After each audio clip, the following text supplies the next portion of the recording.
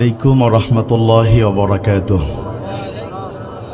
الحمد لله رب العالمين، والصلاة والسلام على سيد المرسلين وعلى آله وأصحابه أجمعين. فقد قال الله تعالى في كلامه المجيد وفرقانه الحميد. সবাই পড়ুন আউযু বিল্লাহি মিনাশ শাইতানির রাজিম। বিসমিল্লাহির রহমানির রহিম। ইন্না আ'তাইনাকাল কাউসার ফাসাল্লি লিরাব্বিকা ওয়ানহার ইন্না শানি'আকা হুয়াল আবতার। وقال تعالى في شان حبيبه إن الله وملائكته يصلون على النبي يا أيها الذين آمنوا صلوا عليه وسلموا تسليما. اللهم صل على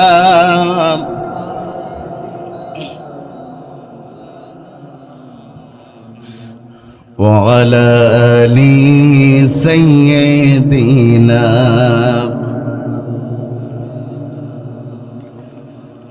সকলে কেমন আছেন আপনারা?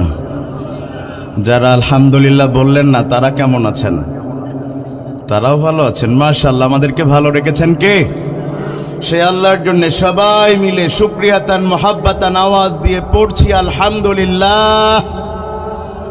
আমরা পড়ছি রব্বানা লাকাল হামদ হামদান কাসীরান তাইয়িবান মুবারাকান ফীহি। দুরুদ এবং সালাম প্রেরণ করছি বিশ্ব মানবতার মহান আদর্শ আপনার আমার জন্য আল্লাহ তাআলার পক্ষ থেকে প্রেরিত রহমা সাইয়্যিদুল মুরসালিন খাতামুন নবিয়্যিন রাহমাতুল লিল আলামিন মুহাম্মাদুর রাসূলুল্লাহ। আজকের এই সুন্দর আয়োজন কুমরি পূর্বপাড়া জামে মসজিদ কমিটির উদ্যোগে বার্ষিক তাফসীরুল কোরআন মাহফিল। সভাপতিত্ব করছেন আপনাদের অত্যন্ত সম্মানের শ্রদ্ধার জনাব আলহাজ মোহাম্মদ কামাল হোসেন কাবিল, অত্র মসজিদের সম্মানিত সভাপতি। আল্লাহ তাআলা তাকে হায়াতে তৈয়্যিবা দান করুন, আমরা বলছি আমিন। আমার আগে চমৎকার আলোচনা শুনিয়ে আপনাদের ধন্য করেছেন। ভাই তো প্যাকেজ বক্তা, যেমন ওয়াজ তেমন গজল, আর কালেকশনে মনে হয় বাংলাদেশে তার সাথে কেউ পারা কঠিন। আলহামদুলিল্লাহ। আমার অত্যন্ত সম্মানের শ্রদ্ধার হৃদয়ের মানুষ আমার প্রিয় ভাই জনাব কবির বিন সামাদ, আল্লাহ তাআলা তার ইলমে আমলে কণ্ঠে বারাকা দান করুন। সুস্থতার সাথে কোরআনের এই নিয়ামত জীবন আল্লাহ তাআলা সারা দেশব্যাপী বয়ে নিয়ে বেড়ার তৌফিক দান করুন। আর উপস্থিত আছেন হাজারাত উলামায়ে কেরাম। বসেছিলেন এখানে আমার অত্যন্ত শ্রদ্ধাভাজন বড় ভাই মাওলানা আহসানুল্লাহ জিহাদি, সারা দেশেই যিনি কোরআনের কথা বলেন। আছেন আমার প্রিয় নাজমুল ভাই, যার আহ্বানে সাড়া দিয়ে আপনাদের জন্য এত দূর আসা কমিটির পক্ষ থেকে।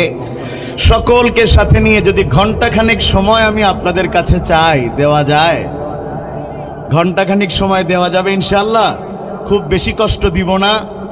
আমার কবির ভাই আলহামদুলিল্লাহ, আল্লাহ তাআলা এটা আমার মাঝে মধ্যেই বলে যে আমার পাষাণ ভাঙতে লাগে 2 ঘন্টা। তো এর মধ্যে আপনারা আবার দিয়েছেন কালেকশন, ঘন্টা মোটামুটি ঘন্টা 3 হলেই বেশি সুবিধা ছিল। আলহামদুলিল্লাহ, তিনি যতটুকু বলেছেন আল্লাহ আমাদেরকে আমল করবার তৌফিক দান করুন। আমরা ছোট করে যেই বিষয়ে কথা বলতে চাই, একটা সূরার উপরে, কোরআনের সবচেয়ে ছোট সূরার একটা। আমি কোন সূরা পড়েছি যদি বুঝে থাকেন বলতে হবে। সূরাতুল কাউসার। কোরআনের দুইটা সূরা, আয়াতে ছোট কিন্তু ওজনে উহুদ পাহাড়ের চাইতেও ভারী। দুইটা সূরা দুইটা শানে আমার আল্লাহ নাজিল করেছেন। একটাকে বলা হয় শানে ইলাহি, যেই সূরার শুরু থেকে শেষ আমার আল্লাহ কেবলমাত্র তার নিজের পরিচয় দান করে দিয়েছেন। জোরে কন্যা সুবহানাল্লাহ। ইমাম ফখরুদ্দিন রাজি রাহিমাহুল্লাহ বলেন, যদি কেউ তার রব তার আল্লাহর পরিচয় জেনে নিতে চায় সে যেন সূরাতুল ইখলাস পড়ে নেয়, কারণ সূরা ইখলাসের মধ্যে আল্লাহর শুরু থেকে শেষ আল্লাহ বর্ণনা করে দিয়েছেন। সবাই আমার সাথে পড়েন, কুল হুয়াল্লাহু আহাদ আল্লাহুস সামাদ লাম ইয়ালিদ ওয়া লাম ইউলাদ ওয়া লাম ইয়াকুল লাহু কুফুয়ান আহাদ। আল্লাহু আকবার। এই একবার সূরা ইখলাস পড়েছেন, পুরো কোরআনের 3 ভাগের 1 ভাগের পরিমাণ মর্যাদা আল্লাহ দান করে দিয়েছেন। আল্লাহু আকবার। পুরো কোরআনের 3 ভাগের 1 ভাগ মানে কতটুকু? 10 পারার সমান মর্যাদা আল্লাহ দান করে দিয়েছেন। 2 নাম্বার সূরা হলো সূরাতুল কাউসার, যেটাকে বলা হয় শানে রিসালাত। যেই সূরার শুরু থেকে শেষ আমার আল্লাহ আমার নবীর মর্যাদা বর্ণনা করে দিয়েছেন। জোরে কন্যা সুবহানাল্লাহ। সূরা কাউসার মূলত আল্লাহ তাআলার পক্ষ থেকে একটা বিজ্ঞপ্তি। কি সেই বিজ্ঞপ্তি? আমার রাসূলকে কাফেররা গালি দিয়েছে 3টা শব্দে। সবাই বলতে হবে কয় শব্দে? 1 নম্বর গালি দিয়েছে হাত খুঁড়া বলে। কি খুঁড়া? আমাদের অঞ্চলে যাদের সন্তান হয় না আমরা কি বলি তাদেরকে? কথা বলে না, কি বলি? হাটকুড়ো। হাটকুড়ো, হাটকুড়ো বলি। এরপরে ভালো বাংলায় বলতে গেলে মানুষ বলে নির্বংশ, এর কোনো বংশ নাই। এরপরে বলে লেস কাটা। কাফেররা 3 ভাষায়। ও ভাই চলে যাচ্ছেন? ও গেঞ্জিয়ালা ভাই, না না না ভাই, হিসু করার পাবলিক হলি তো আমার বলে দিত। ভাই হাত তুলেছেন আমার ভাই, চলে যেন না ভাই, অল্প কিছু সময় কথা শুনি ইনশাআল্লাহ। আছেন কিছুক্ষণ ইনশাআল্লাহ? খালি প্রস্তাব লাগলে উঠতে পারবেন, তবে প্রস্তাব ফেরার নাম করে যদি কেউ চলে যাওয়ার ধান্দা করেন এমন বদদোয়া করবো, প্রস্তাব শুরু হবে তা মরার আগে শেষ হবে না। হ্যাঁ, তো মা বোনেরা থাকলে লাভ নেই তো ভাই, দেখা যায় না তো। আগামীতে এমন অবস্থা হওয়া লাগবে, মা বোনেদের সামনে দেয়া লাগবে, আপনাদের পর্দার মধ্যে দেয়া লাগবে। কি বলেন আপনারা? মাহফিলে 5 তারিখের পরে মোটে লোক হতে চায় না। 5 তারিখের আগে সবাই মিলে খুব শুনতো, কারণ জামাত বিএনপির লোকের তো এক মাহফিলে যাওয়া ছাড়া আর কোনো জায়গায় ঠিকঠাক বলার লাইন ছিল না। কথা বলছেন না কেন? আর আওয়ামী লীগের লোকের আয়োজন করতো, সবাই মিলে সর্বদলীয় মাহফিল হইতো। এখন আওয়ামী লীগ চলে যাওয়ার পরে বক্তারা আমরা উঠে তো গালি যা দেই তাদেরকেই দেই, তো গালি শোনার জন্য আর আসবে কেন? আর বিএনপি তো সরকারে চলে গেছে, জামাত তো এখন বিরোধী দল নিয়ে ব্যস্ত। এখন যারা শুনছে বেশিরভাগ সাধারণ পাবলিক। কথা আপনারা রাগ করলেন নাকি আপনারা? তা আমি আবার মাঝে মধ্যে বলি শেখ হাসিনা ফিরে আসুক যেন ওয়াজ জমজমাট হয়। কি বলেন আপনারা? ঠিকও বলে ফেলতেছেন, ঠিক কইেন না। আল্লাহ তাআলা আমাদেরকে ইসলামের আলোকে জীবন চালানোর তৌফিক দান করুন, আমরা বলছি আমিন। সূরা কাউসার, রাসূলকে গালি দিয়েছে কাফেররা, তার প্রতিবাদে আমার আল্লাহ রাসূলের পক্ষ হয়ে কাফেরদের বিরুদ্ধে একটা বিজ্ঞপ্তি দিয়েছেন। সেই বিজ্ঞপ্তির নাম হলো সূরাতুল কাউসার। জোরে কন্যা সুবহানাল্লাহ। আমাদের দেশের নেতাদের গালি দিলে পরে প্রতিবাদ হয় না? কথা বলছেন না আপনারা? পত্রিকায় বিজ্ঞপ্তি দেয় আমার অমুক নেতাকে গালি দেওয়ার ব্যাপারে তীব্র নিন্দা জানাচ্ছি, আর যে ব্যাপারে গালি দিয়েছে যদি তার সেই অপবাদ সত্য না হয় তাইলে তার বিরুদ্ধে 100 কোটি টাকার মানহানি মামলা করা হবে। তো আপনার নেতারে গালি দিলে যদি তার বিরুদ্ধে প্রতিবাদ হয়, আর রাসূল তো বিশ্বসভার সভাপতি, যিনি দুনিয়াতে না আসলে আমরা কেউ জান্নাতের দিশা পেতাম না, তাকে গালি দিয়েছে, আল্লাহ সরাসরি আসমান থেকে প্রতিবাদ জানিয়েছেন। জোরে কন্যা সুবহানাল্লাহ। এই পৃথিবীতে মাঝে মধ্যে রাসূলকে গালি দেয় বিভিন্ন দেশে, এরকম পাওয়া যায় না? তখন আমরা প্রতিবাদ করে মিছিল করি না? বাগাসরাতে মিছিল হয়, জিকরগাছায় মিছিল হয়, বেনাপোলে মিছিল হয়। তখন কিছু জ্ঞান পাপী আছে দেখবেন বলবে যে গালি দিয়েছে ফ্রান্সে, বাগাসরায় মিছিল করে লাভ কি? বলে, কথা বলেন না? বলে, আহা, তোমার নেতারে কক্সবাজারে গালি দিলে যদি তার প্রতিবাদে বাগাসরায় মিছিল হতে পারে, তোমার নেতারে সিলেটে গালি দিলে যদি তার পরিবর্তে কুমড়িতে মিছিল হতে পারে, আমার রাসূলের প্রস্তাবের সমানও তোর নেতা না। যদি আমার রাসূলকে গালি দেয়, শুধু মিছিল নয়, মুসলমান রক্ত ঢেলে জীবন দিয়ে দিতে পারে। কথা ঠিক? খুব মন দিয়া শুনেন, আমাদের দেশে আলেমদেরকে ঠিক এইভাবে এখনো গালি দেয়া হয়। হয় কি হয় না? কয়দিন আগে দেখলাম, ভাই আপনাদের কষ্ট হচ্ছে না তো? কয়দিন আগে দেখলাম সংসদ থেকে নবীন একজন সংসদ সদস্য, নাম তার এমপি হানজালা, খেলাফত মজলিস থেকে নির্বাচিত হয়েছেন, মাদারীপুরের এমপি। তিনি চলে যাচ্ছেন, কেউ একজন ভিডিও করছে আর একজন বলতেছে ওই দেখো জঙ্গি এমপি যায়। তো বোঝানো হলো জঙ্গি এমপি কেন বললেন? তিনি কখনো কি 47 নিয়ে কি মানুষের সামনে এসেছে? বলে না। কখনো বোমাবাজি করেছে? না। তাইলে জঙ্গি এমপি বললা কেন? তার মানে তার মাথায় পাগড়ি, তার মুখে দাড়ি, গায়ে পাঞ্জাবি। এই কারণে যদি কোনো আলেমকে জঙ্গি এমপি বলে, আল্লাহর কসম কোনো অবৈধ সন্তান ছাড়া রাসূলের সুন্নাতকে জঙ্গি পোশাক বলতে পারে না। ঠিক না বেটা? কেন বললেন? তার মাথায় পাগড়ি, মুখে দাড়ি, গায়ে পাঞ্জাবি। যদি এই কারণে কোনো আলেমকে জঙ্গি বলা হয়, তার জেনে রাখা দরকার তার বাপ মায়ের বিয়ে এই আলেম না পড়ালে ওর জারজ সন্তান হয়ে দুনিয়াতে আসা লাগবে। ভাইয়ের পরে অস্তে এই জন্য একটু গরম করা লাগতেছে না? আপনারা দড়ি মারবেন তো? ভাইয়ের পরে অস করা একটু জ্বালা আছে আর কি, এই জন্য আমার একটু গরম হতে হবে মাঝে মধ্যে। কারণ ভাইয়ের মতো তো আমি মাঝে মধ্যে গান শোনাতে পারবো না, এই জন্য গরম করবো আর কি। ঠিক আছে? থাকবেন ইনশাল্লাহ? থাকবেন সবাই ইনশাল্লাহ? দেখি কারা কারা থাকবেন না, হাত তোলেন। রাত 12টায় আর হুশ থাকে? থাকবেন ইনশাল্লাহ? নারে তাকবীর। তাইলে সূরাতুল কাউসার, এটা হচ্ছে আমি আল্লাহ তাআলার পক্ষ থেকে তোমাদের নবীর ব্যাপারে এমন একটা বিজ্ঞপ্তি, যেই বিজ্ঞপ্তির মাধ্যমে আল্লাহ খালি প্রতিবাদ করেন নাই, বরং রাসূলকে এই সূরার মাধ্যমে এমন সম্মান দিয়েছেন যেই সম্মান আল্লাহ এর আগে কোনো নবীকে দেন নাই। সুবহানাল্লাহ। এখন প্রশ্ন হলো, রাসূলকে তারা কেন নির্বংশ বলল?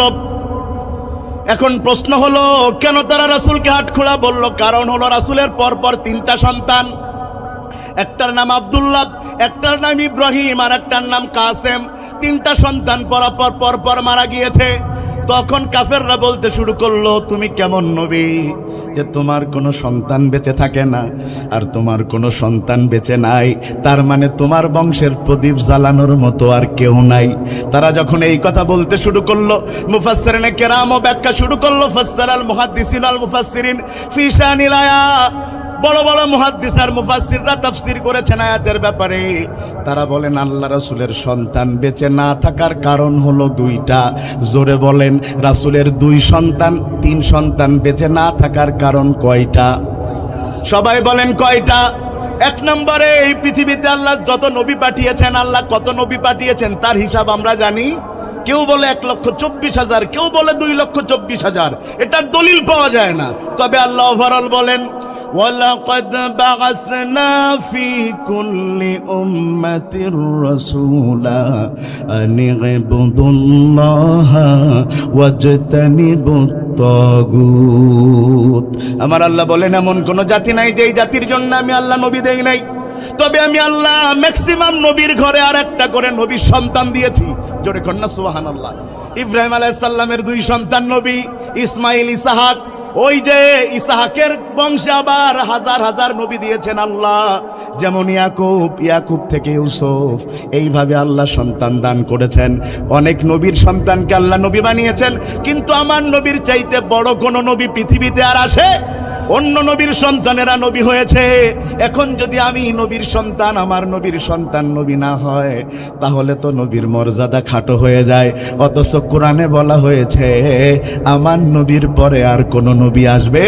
আমার আল্লাহ বলেন, মা কানা মুহাম্মাদুন আবা আহাদিম মির রিজালিকুম ওয়ালাকির রাসূলুল্লাহি ওয়া খাতামান নবী। আমার নবী শেষ নবী। আমার নবীর পরে আর দুনিয়াতে কোন নবী আসবে? যদি আমার নবীর পরে কেউ নিজেকে নবী দাবি করে, চোখ বন্ধ করে বুঝবেন ওই বেটা কাফের।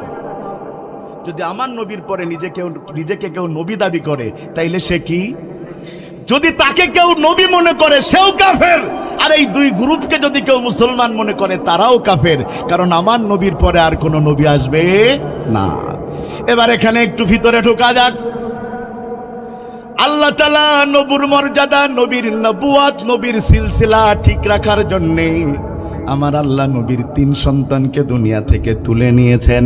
তার মানে ইসলাম এমন একটা গাছ, যেই গাছকে বাঁচিয়ে রাখার জন্যে শিশু সন্তান থেকে বুড়া অনেক মানুষকে আল্লাহ শাহাদাতের পিয়ালা পান করা। ওই গ্রামে দেখবেন যখন বৃষ্টি হয় না, চৈত্র মাস, গাছগুলোর পাতা এলিয়ে যায়, তখন গাছগুলো যেন না মরে, গ্রামের চাচা কি করে? পানির তো দাঁড়ায় না, তখন কি করে? পানির চারপাশে গোড়াটা খুঁজতে থাকে নিড়ানি দিয়া। খুঁজার পরে চারপাশ দিয়ে বান্দাল দেয়। যে প্রশ্ন করেছেন, চাচারে কেন তুমি গাছের পাশটা খুঁড়তেছো, রোদের মধ্যে গা ঘামতেছে? তখন চাচা উত্তর দিয়ে দেয়, যদি মাঝে মধ্যে এই গাছের গোড়ায় পানি দেয়া না হয়, গাছ মরে যায়। দুনিয়ার একটা গাছের গোড়ায় মাঝে মধ্যে পানি না দিলে যদি গাছ মরে যায়, আল্লাহর কসম, আল্লাহর কসম, আল্লাহর কসম, ইসলাম নামক এই গাছটা বাঁচিয়ে রাখার জন্যেও মাঝে মধ্যে মানুষের রক্তের প্রয়োজন হয়। ইসলাম নামক গাছটা বাঁচিয়ে রাখার জন্য মানুষের রক্তের প্রয়োজন হয়। যেই রক্ত মানুষ মুসলমান দিয়েছে বদরে, যেই রক্ত মুসলমান দিয়েছে উহুদে, যেই রক্ত মুসলমান দিয়েছে খন্দকে, যেই রক্ত মুসলমান দিয়েছে বালাকোটে, যেই রক্ত মুসলমান দিয়েছে পলাশির প্রান্তরে, যেই রক্ত মুসলমান দিয়েছে বাংলার জালেমকে উৎখাতের জন্য জুলাইয়ের ময়দানে, রক্তের প্রয়োজন হয়। জোরে বলেন না হয়? তাইলে আল্লাহ রাসূলের সন্তানকে তুলে নিয়ে রাসূলের নবুয়াত যদি বাঁচিয়ে রাখেন, তাহলে আপনার আমার মতো মানুষকে তো ইসলামের জন্য মরা লাগবেই। ভাই কথা কি বোঝা যায়? 2 নম্বরে আল্লাহ তাআলা রাসূলের 2 সন্তানকে 3 সন্তানকে তুলে নিয়েছেন। 3 সন্তানকে তুলে নিয়েছেন, কিন্তু 4টা কন্যাকে আল্লাহ বাঁচিয়ে রেখেছেন। আমাদের সমাজের মধ্যে এমন অনেক মানুষ পাওয়া যায় যারা মেয়ে সন্তান হলে পরে মুখ কালো হয়, আর ছেলে সন্তান হলে তারা আনন্দ পায়। আছে এমন? মেয়ে সন্তান হলে কি করে? আমার যদিও তো নাম বলা যাবে না, কোন একজন আমারে তার পরপর 2 মেয়ে হওয়ার পরে বলতেছে, আল্লাহ মনে হয় আমার পর রাগ করিছে। তা বললাম কেন? বলছে, আল্লাহ আমার পরপর 2টো সন্তান দিয়েছে, দেওয়ার পরে 3য়-বার আবার সন্তানের ট্রাই করেছে, আবার মেয়ে হয়েছে। 3য়-বার আবার কি হয়েছে? এবার ফোন দিয়ে বলছে, আল্লাহ যে আমার চোখে সোজ ছাড়া আর কিছু দিচ্ছে না। আমি ঠিক যেই শব্দ বলেছি এই শব্দ আমাকে শুনিয়েছে, মানে রাগের চোট। 4র্থবার সেই আল্লাহর বান্দার এবার ছেলে সন্তান হয়েছে। এবার আমি নিজে ফোন দিয়ে বললাম, যদি আগেরটা সোর হয়, এটা কি হয়েছে ভাই? বলছে, আমারে মাফ করে দে ভাই। ইয়া আল্লাহ! আল্লাহ তাআলা রাসূলের 4 কন্যা সন্তানকে বাঁচিয়ে রাখলেন, 3 ছেলে সন্তানকে তুলে নিলেন। তার মানে আল্লাহ বুঝালেন, মর্যাদার দিক দিয়ে যদি তোমার 3 সন্তানও চলে যায়, মেয়ে সন্তানও তোমার জন্য যথেষ্ট হতে পারে। আমাদের দেশেও দেখেছেন না, এক বাপের সন্তান 17 বছর ধরে তার বাপকে গোটা জাতির বাপ ডাকতে বাধ্য করেছে। এ কথা যদি বুঝলি ঠিক জোরে বলছে। ও বুঝেছেন না? মাশাআল্লাহ। বলছে, আমার বাপের খালি আমি বাপ ডাকবো কেন? সে জাতির বাপ। হ্যাঁ, একেবারে টেলিভিশনের কোনায় কোনায় বাপের ছবি, পত্রিকার কোনায় কোনায় বাপের ছবি। বাপের বিরুদ্ধে কেউ কথা বললে মামলা, বাপের মূর্তির বিরুদ্ধে কথা বলার কারণে হাজারো আলেমকে জেলে দিয়েছে। কিন্তু একটা কথা জেনে রাখবেন, জোর করে কারোর বাপ ডাকানো যায় না। এই জন্যে তো 36শে জুলাইয়ের পরে সেই বাপের মাথায় উঠে মানুষ প্রস্তাব করে দিয়েছে। জোর করে বাপ হওয়া যায়? এবার আসেন আমরা আবার সামনের দিকে যাই। তাইলে আল্লাহ রাসূলের 3 সন্তানকে আল্লাহ তুলে নিলেন। এর প্রতিবাদে আমার রব, আমার আল্লাহ একটা সূরা নাজিল করলেন, আমার আল্লাহ আমার রাসূলকে এত ভালোবাসতেন, ইসলাম নিয়ে কটূক্তি করা মানুষকে ছেড়ে দিলেও রাসূলকে নিয়ে কটূক্তি করা মানুষকে কখনো ছেড়ে দিতেন না। এবার আসেন আমরা কথা সামনের দিকে যাই। তাইলে এই সূরা নাজিল হলো রাসূলকে গালির পরিবর্তে। এবার আমরা ব্যাখ্যার মধ্যে ঢুকে যাই। আমার আল্লাহ বলছেন ইন্না আগাতাইনাকাল কাউসার। আল্লাহু আকবার। আমার রাসূলকে গালি দিয়েছেন কাফেররা, আর রাসূলকে আল্লাহ সান্ত্বনা দেওয়ার জন্য সবার আগে বলছেন ইয়া রাসূলুল্লাহ আপনি মন খারাপ করবেন না, ওরা আপনাকে গালি দিয়েছে আর আমি গালির পরিবর্তে আপনাকে কাউসার দান করেছি। কি দান করেছে বলেন? কি দান করেছে বলেন? এটা কি কুমরি গ্রামের কাউসার মোড়ল? তা কোন কাউসার? মাশাআল্লাহ। মুফাসসিরিনে কেরাম বলেন কাউসারের অর্থ হলো ৭৭টা। জোরে বলেন কয়টা? তবে মৌলিক অর্থ হলো 5টা। আমার কথা বুঝে থাকলে বলেন কাউসারের মৌলিক অর্থ কয়টা? 5টা।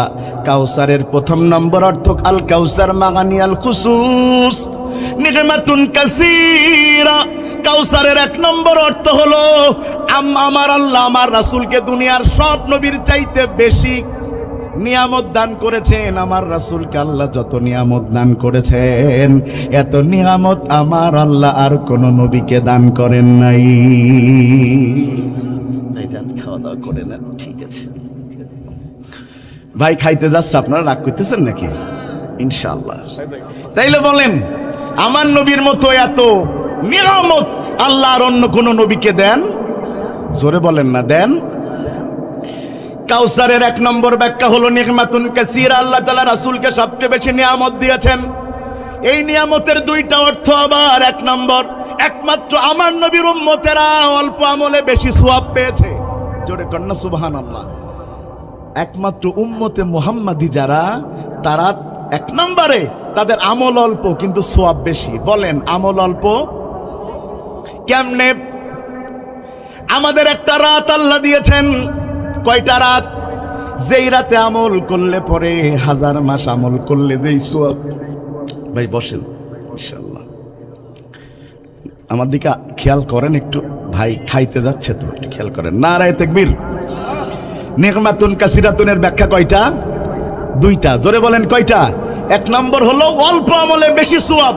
এত সওয়াব আমরা পাই অন্য কোন নবীর উম্মত পাই নাই। যেমন তারা 1000 মাস ইবাদত করলে যেই সওয়াব, আমরা 1 রাত আমল করলে সেই সওয়াব। কোন রাত? জোরে বলেন কোন রাত? লাইলাতুল কদরি খায়রুম মিন আলফি শাহর।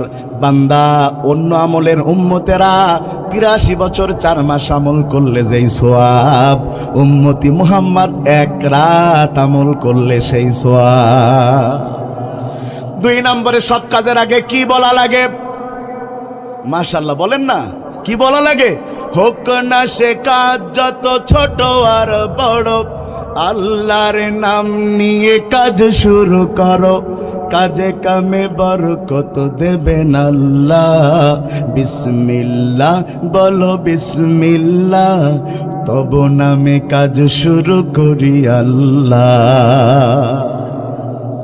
2 নম্বরে বান্দা যদি কোনো কাজের আগে বিসমিল্লাহ বলতে ভুলে যায়, যদি ঘুমানোর আগে সে একবার পড়ে নেয় বিসমিল্লাহি আউয়ালাহু ওয়া আখিরাহু, উম্মতি মুহাম্মাদের এত দাম আমার আল্লাহ সব কাজের আগে মুসলমানের কাজে বিসমিল্লাহ লাগায়া দিবে। সুবহানাল্লাহ।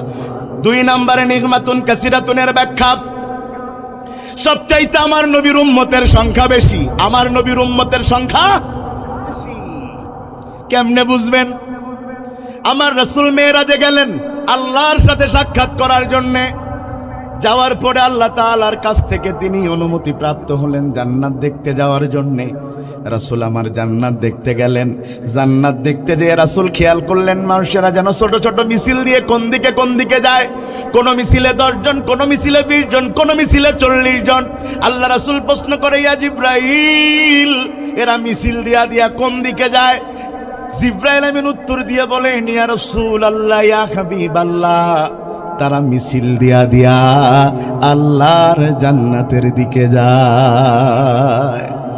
যে হারে সুবহানাল্লাহ বললেন, মনে হচ্ছে যেন আপনাদের কুমরি গ্রামে দুই একটা বাড়ি জান্নাতের চাইতে সুন্দর হইতে পারে। বলতেছে হ্যাঁ সুন্দর হবে না, জান্নাতের দিকে যায়। জোরে কন্যা সুবহানাল্লাহ। আপনার নেতা পার্লামেন্টে গেলে তা আপনার নেতা যাচ্ছে, আপনি কুমরি ছাড়াইতে পারছেন না, তাই আপনি ছবি পোস্ট করে বলছেন আমার নেতা কোথায়, সংসদে কোথায়। আর আল্লাহ আপনাকে জান্নাত দিবেন, তাই মনে সুবহানাল্লাহ বেরোচ্ছে না। এখন আওয়াজ খালি দুটোই, দাড়ি পাল্লা ধানের শীষ, আর কোনো জায়গায় মোটা আওয়াজ নেই। বলেন জান্নাতে যেতে চায়? জোরে বলেন না, জান্নাতে যেতে চায়? রাসূল বললেন তো বুঝলাম এরা জান্নাতে যায় মিছিল দিয়ে দিয়ে, তো একসাথে না যে আলাদা আলাদা যায় কেন? ইয়া রাসূলুল্লাহ, যেই নবীর আমলে যেই কয়জন ঈমান এনেছে সেই নবী সেই কয়জনকে নিয়ে জান্নাতে যাচ্ছে। ধরে নেন আপনাদের ইউনিয়নের নাম কি? শঙ্করপুর ইউনিয়নে ধরে নেন বড় একটা দলের জনসভা হচ্ছে, তখন সবাই কি একসাথে আসে নাকি ওয়ার্ড থেকে এক এক নেতার আন্ডারে আসে? তখন পরিচালক কি বলে, 1 নম্বর ওয়ার্ড থেকে আব্দুল গফুরের নেতৃত্বে একটা মিছিল আসছে, 2 নম্বর ওয়ার্ড থেকে আব্দুল করিমের নেতৃত্বে একটা বিশাল মিছিল আসছে, 4 নম্বর ওয়ার্ড থেকে আব্দুল সাত্তারের নেতৃত্বে বিশাল এক মিছিল আসছে। এবার যদি পরিচালক দেখে যে তার গ্রুপের লোক আসতেছে, তখন দেখবেন টোন বেড়ে যায়, বলে 5 নম্বর ওয়ার্ড থেকে পল্টু ভাইয়ের নেতৃত্বে বিশাল। কথা বলছেন না কি জানি, বিশাল বলা দেখে মনে হইলো মনে হয় 2 কোটি লোক হবে। গুনে দেখছে 14 জন, গুনে দেখছে কয়জন? বলতে যাই 14 জন লোক এইছে, তুই যেই জোরে বিশাল বললি, বলছে লোক যেন বোঝে যে মাঠে জায়গা নেই। কথা শুনতেছেন আপনারা ভাইয়েরা আমার? আল্লাহর হাবিব বলছেন তাহলে আমাকে একটু দেখাও কোন নবীর কোন উম্মত যায়। তার মানে তার মূলত দেখার ইচ্ছা তার মিছিলটা। জোরে কন্যা সুবহানাল্লাহ। তো একটু ঘুরিয়ে বললেন যে কোন নবীর কোন মিছিল যায় আমার একটু দেখাও। জিবরাইল আমিন এবার দেখাতে শুরু করলেন, ইয়া রাসূলুল্লাহ, ইয়া হাবিবাল্লাহ, এটা আদম আলাইহিস সালামের মিছিল, এটা নূহের মিছিল, এটা শীষের মিছিল, এটা হারুনের মিছিল, এটা ঈসার মিছিল, এটা মূসার মিছিল, এটা ইসহাকের মিছিল, এটা ইয়াকুবের মিছিল, এটা ইউসুফের মিছিল, এটা ইব্রাহিমের মিছিল, এটা ইসমাইলের মিছিল। আল্লাহর হাবিব প্রশ্ন করেন, জিবরাইল সবারটা বললা, আমি যে তোমার সামনে তুমি আমারে টের পাও না? আমি তো তোমার সামনে, তুমি আমারে টের পাও না? জিবরাইল আমিন বলছেন, ইয়া রাসূলুল্লাহ, আমিও জানি আপনি আপনার উম্মতের মিছিল দেখতে চান। ইয়া রাসূলুল্লাহ, একটু কষ্ট করে ডান দিকে তাকান, ডান দিকে তাকান। রাসূল আমার ডান দিকে তাকায় দেখে এত বড় এত বড় এত বড় মিছিল দেখা যায়, সেই মিছিলের শুরু আছে কিন্তু শেষ নাই। আল্লাহু আকবার। সেই মিছিলের শুরু আছে কিন্তু শেষ। রাসূল আমার কাঁদছেন, চোখের পানি পড়ছে। রাসূল ডাক দিয়ে কয়, জিবরাইল, আমার উম্মতের মিছিল এত বড় এত বড়। জিবরাইল আমিন ডাক দিয়া বলেন, ইয়া রাসূলুল্লাহ, ইয়া হাবিবাল্লাহ, সব নবীর উম্মতের মিছিল এক জায়গায় করলেও আপনার উম্মতের 10 ভাগের 1 ভাগের সমান হবে না। জোরে কন্যা সুবহানাল্লাহ। সেই নবীকে মানুষ গালি দেয়, আমার রাসূলকে যারা গালি দেয় ওরা 4 পেট জানোয়ার, শুকরের চাইতেও খারাপ। কারণ আমার রাসূলের চাইতে শ্রেষ্ঠ সৃষ্টি আল্লাহর জমিন আর একটা খুঁজে পাওয়া যাবে না। আমার রাসূলের চাইতে শ্রেষ্ঠ মর্যাদার আর কোন নবী খুঁজে পাওয়া যাবে না। আল্লাহ বিভিন্ন নবীর ব্যাপারে বিভিন্ন শান ব্যবহার করেছেন, আর আমার নবীর ব্যাপারে বলেছেন, ওয়া ইন্নাকা লাআলা খুলুকিন আযীম। এমন নবী তোদের দিয়েছি, আসমান আর জমিনের মাপ মাপা সম্ভব, রাসূলের মর্যাদা মাপা সম্ভব নয়। কি নবী পেয়েছেন? ইকতারাবাতিস সাআ ওয়া আনশাক্কাল কমার। যেই নবী আকাশের দিকে আঙ্গুল দিয়েছেন, চাঁদ দ্বিখণ্ডিত হয়ে 2 পাশে পড়ে গেছে। সুবহানাল্লাহ কইলেন না? আকাশের দিকে আঙ্গুল দিয়েছেন, চাঁদ দ্বিখণ্ডিত হয়ে 2 পাশে পড়ে গিয়েছে। কি নবী পেয়েছেন? আল্লাহ বলেন, লাকাদ জাআকুম রাসূলুম মিন আনফুসিকুম আযীজুন আলাইহি মা গানিতুম হারিস। এমন একজন নবী তোমাদের মাঝে এসেছে, এ বান্দা এমন একজন নবী তোমাদের মাঝে এসেছেন যিনি তোমাদের কষ্টে কষ্ট পান, যিনি তোমাদের ব্যথায় ব্যথিত হন। সুবহানাল্লাহ বলবেন না? কথা বুঝেন? এই কথা কি বোঝা যায়? যিনি তোমার ব্যথায়, এই দুনিয়ার ভালোবাসা এটা তো স্বার্থের ভালোবাসা। কথা বলছেন না কেন? বন্ধুর পিছনে খরচ করতে পারবেন না, বন্ধু 3 দিন চা খাওয়াবে, চতুর্থ দিনের দিন বলবে তোর মতো বন্ধুর দরকার নাই। কথা ঠিক? প্রেম করেছেন, প্রেমিকার পিছনে খরচ করতে পারবেন না, বলবে তোর মতো বয়ফ্রেন্ডের দরকার নাই, লাথি মেরে বের করে দেবে। এমনকি বাপ মায়ের সন্তান আপনি যদি এক ভাই আয় করে আর এক ভাই আয় না করে, ওই ভাইকে বাপ মাও দেখতে পারে না। কথা ঠিক? দেখবেন যেই সন্তানের ইনকাম বেশি, বাপ মা সেই সন্তানের পোলাপান নাতিপুতিদের কোলে নেয় বেশি, বলে আমার আদরের টুকরো, ঠিকই, আহারে আমার অমুক আমার তমুক। আর যে ছেলের ইনকাম কম, ওই ছেলের বাচ্চাদের একবার ধরেও দেখে না। ঠিক কিনা বলেন? দুনিয়াতে তো এমন বাপও পাওয়া যায়, দুনিয়াতে এমন বাপও পাওয়া যায় যে মেয়েকে সম্পত্তি না দিয়ে ছেলের নামে লিখে দিয়েছে। এখন ছেলেরা সম্পত্তি পাওয়ার পরে বাপ মাকে আর দেখে না, ওই বাপ মার ঠাঁই হয়েছে মেয়ের বাড়িতে। কথা ঠিক না? আমাদের দেশে এমন মানুষও পাওয়া যায়, এমন মানুষ পাওয়া যায় হজে যাওয়ার আগে ছেলে মেয়ে সবার ডেকেছে, ডেকে ছেলে পিলের নামে ছেলের নামে সব সম্পত্তি দিয়েছে, আর মেয়ের মাথায় হাত বুলিয়ে দিয়ে বলছে তোর জন্যই ওই জমজমের পানি ইন্দুবান। কথা বলছেন না কেন? ওর দিয়েছে জমি আর মেয়ের জন্য জমজমের পানি। শুনেন, ছেলের জন্য জমি আর মেয়ের জন্য জমজমের পানি দিয়ে হজে যে ওই শয়তানের চামড়াতে পাথর মারে, যখন শয়তান হাসে আর বলে ভাই জায়েদ ভাইয়ের সাথে বেঈমানি করিস নি। কথা ঠিক? একমাত্র আমাদের দেশেই পাওয়া যায় যারা হারাম টাকায় হজ করে। কথা বলছেন না কেন? জনগণের মারা টাকা দিয়ে হজ করে। কথা বলছেন না? ট্যাক্স ফাঁকি দিয়ে হজ করে। আল্লাহ, যখন কেউ হারাম টাকা দিয়ে হজ করে, যখন কেউ ট্যাক্স ফাঁকির টাকা দিয়ে হজ করে, যখন কেউ অবৈধ ইনকামের টাকা দিয়ে হজ করে শয়তানকে পাথর মারে, তখন শয়তান বলে বেঈমান দেখেছি দেখেছি, তোর মতো খাঁটি বেঈমান আমি আর দেখিনি। কারণ শয়তান শয়তান হলেও জীবনে তো হারাম টাকায় হজ করিনি। এ কথা বলছেন না কেন? আমাদের দেশে অনেক মানুষ আছে আবার হজ করে ফিরে আসে মাথায় টুপি দিয়েও গান গায়। হ্যাঁ, আমাদের দেশে তো হাজি বাদ দিলি তো লোক নেই। কথা বলছেন না কেন? তবে যাদের হালাল টাকায় হজ, আল্লাহ কবুল করে নেবেন ইনশাআল্লাহ। নামের আগে দেখো আলহাজ লেখা, তার মদের আসরে সে থাকে, শুধু ঘুষ রাহা জানি অল্প আত্রু দেখো সব জায়গাতেই সে থাকে। আছে আছে আছে আছে এমন চরিত্রের মানুষ রূপী যারা, তাদেরকে কেমন লাগে, ভণ্ড ভণ্ড লাগে যে ওদের, ভণ্ড ভণ্ড লাগে।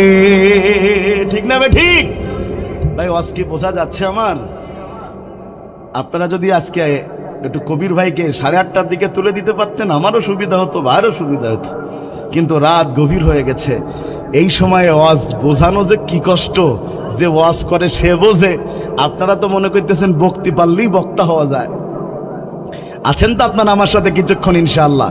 তাইলে আমার রাসূলের মতো বেশি সংখ্যক উম্মত আর অন্য কোন নবী পায় নাই। জোরে কন্যা সুবহানাল্লাহ। ভাইয়েরা আমার, নিগমাতুন কাসিরাতুনের 2টা ব্যাখ্যা বললাম। একটা হলো রাসূলের উম্মত সংখ্যা সবচেয়ে বেশি। 2 নম্বর ব্যাখ্যা হলো আমরা উম্মতে মুহাম্মাদিরা অল্প আমলে বেশি সওয়াব পায়। 2 নম্বরে আমার আল্লাহ বলেন কাউসারের 2 নম্বর অর্থ হলো কোরআনুল কারীম। আমার আল্লাহ আমার রাসূলকেই সবচাইতে দামি কিতাব কোরআনের সাহেব করে দুনিয়াতে পাঠিয়েছে। এখানে কোনো কোরআন নাই, তাই না? আচ্ছা, কোরআন থাকলে দেখাতে ভালো হতো। আমরা এখন আচ্ছা আর আনতে হবে না, থাক। কোরআন, আল্লাহ রাসূলের সম্মান বেড়েছে। কাউসারের 2 নম্বর অর্থ কি বলেন? সবাই বললেন না, বলেন, সবাই বলেন কোরআন। এই কোরআনের দাম কত? হ্যাঁ, হিসাব আছে তো? নাই। তো হিসাব না থাকলে কিনে আনেন কি রে লাইব্রেরি থেকে?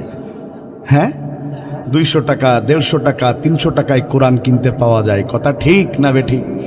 কিন্তু আমরা যেই কোরআনটা পৃষ্ঠা উল্টায় উল্টায় পড়ি, এটা তো আসল কোরআন নয়, এটা হলো নকল কোরআন। টেনশনে পড়ে গেলেন না? আমরা নকলের অর্থ জানি না বলে মনে হয়েছে নকল। নকলটা এসেছে ইন্তেকাল। এই যে নকল মাজদার হলো নকল, আর বাব ইফতেআলের মাজদারে ইন্তেকাল থেকে এসেছে। ইন্তেকাল মানে এক জায়গা থেকে আর এক জায়গায় স্থানান্তরিত হওয়া। আমরা যেই কোরআন দুনিয়াতে পড়েছি, দুনিয়াতে আসার আগে এই কোরআন ছিল কোথায়? কথা বলে না। এবার কি নকল মানে বুঝেছেন নাকি আপনারা? এবার ধরে নেন এই জমির মালিক আমি, এই জমির মালিক। সত্যি সত্যি না বলো, ধরে নিতে বলেছি। এখন এই জমির আসল দলিল আমাকে জমির মালিক দিবে না কেনার সময়? এবার এটাকে আমি ফটোকপি করে 1 লাখ কপি চারিদিকে ছড়িয়ে দিলাম, আসল কপি আমার কাছে। আপনার আমার ওয়াজ ভালো হয়নি বলে রাগে রাগে সেই পুরা যত কপি ছিল এই জমির দলিল সব পুড়াইয়ে দিয়েছেন। তার মানে এই জমি আগামীকাল থেকে আমার আর থাকবে না। কেন থাকবে? মাশাআল্লাহ বলেন, কেন থাকবে? আসল দলিল। এজন্য মাঝে মধ্যে আমরা দেখি সুইডেনে কোরআন নিয়ে ফুটবল খেলতেছে, কোথাও কোরআন পুড়িয়ে দিচ্ছে, কত তামাশা তারা করছে, কিন্তু তারা জানে না এটা তো কাগজের লেখা লাহে মাহফুজের নকল কোরআন। সব কোরআন পুড়িয়ে দিলেও এই সমাজ থেকে কোরআনকে উৎখাত করতে পারবে না। করবে কেমন করে কোরআন ধ্বংস? আগুনের তেজ আছে সারা বিশ্বে কোটি কোটি কোরআনের হাফেজ। তারা ছাপায় আসমানি গ্রন্থ, তারা ছাপায় আসমানি গ্রন্থ, বাঁচাবে ইসলামের মান, তবু বিশ্ব থেকে হারাবে না পবিত্র কোরআন, তবু বিশ্ব থেকে হারাবে না পবিত্র কোরআন। পৃথিবীর কোরআন 200 টাকায় কেনা সম্ভব, কিন্তু লাউহে মাহফুজে আমার আল্লাহ যেই কোরআন রেখে দিয়েছেন ওর একটা অক্ষর গোটা দুনিয়ার বিনিময়েও কেনা সম্ভব নয়। 2 নম্বরে এবার বলেন, যেই কোরআন আমরা পড়ি এই কোরআনের ওজন কত? একটু যা বোঝেন তাই বলেন না, একটু শেষ নেই। আল্লাহ, শেষ যদি না থাকে তো কোরআন আমরা ধরে হাঁটি কি করি? কোরআনের কি ওজন আছে? কথা বলেন, আছে? কত ওজন হতে পারে? 200 গ্রাম, 250 গ্রাম, 300 গ্রাম। কিন্তু এই কোরআন দিয়ে ওই কোরআনের মর্যাদা বোঝা কঠিন। কেমনে কঠিন খেয়াল করেন। খুব গুরুত্বপূর্ণ কথা বলছি ও কুমরিবাসী, খুব মন দিয়ে শুনতে হবে। এই পৃথিবীতে যেই মাটির উপরে আপনি আমি বসে আছি, এই পৃথিবীতে এক সময় মাটি বলতে কিছু ছিল না। আমার আল্লাহ সুবহানাহু ওয়া তাআলা সিদ্ধান্ত গ্রহণ করলেন তিনি এই পৃথিবীর বুকে খলিফা প্রেরণ করবেন। কিন্তু পাঠালে পরে তারা থাকবে কোথায়, হাঁটবে কোথায়, মার্কেট করবে কোথায়, রাষ্ট্র ব্যবস্থা পরিচালনা করবে কেমনে? কারণ পানির মধ্যে তো মানুষের জন্য এটা সম্ভব নয়। আমার আল্লাহ তাআলা সিদ্ধান্ত গ্রহণ করলেন মানুষের বসবাসের জন্য মাটি বানাবেন। আল্লাহ কিভাবে মাটি বানালেন সেটাও বর্ণিত হয়েছে। ওই যে পানির ঢেউ একটার পরে যখন আর একটা উছলে পড়ে তখন সেখানে কি তৈরি হয়? কথা কয় না, ফেনা। আমরা তো আমাদের এলাকায় তো বলে গেজা। কথা বলে না, কি বলি? ওই যে হুইল পাউডার বালতির মধ্যে দিয়ে গুলাইন মারলে কি হয়? এইবার না ঠিক আছে, গেজা। ওই যে ফেনা তৈরি হয়।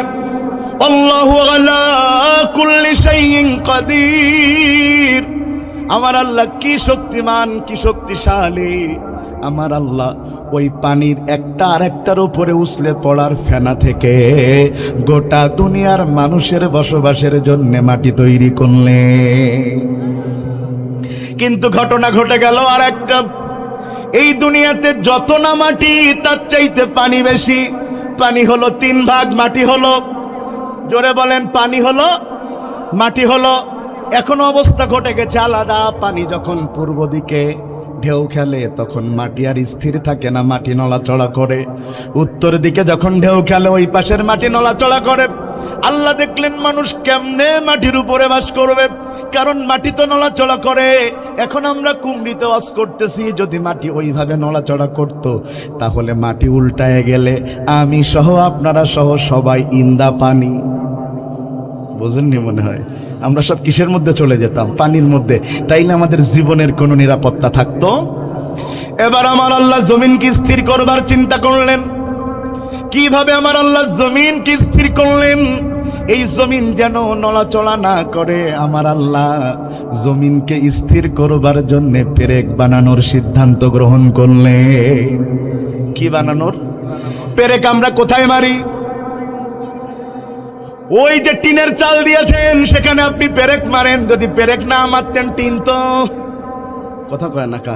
ফজরের সময় ইমাম সাহেব নামাজ পড়তে আসতো আর টিন উঠতে উঠতে যে বলতো হুজুর আই লাভ ইউ। বোঝেননি মনে হয়।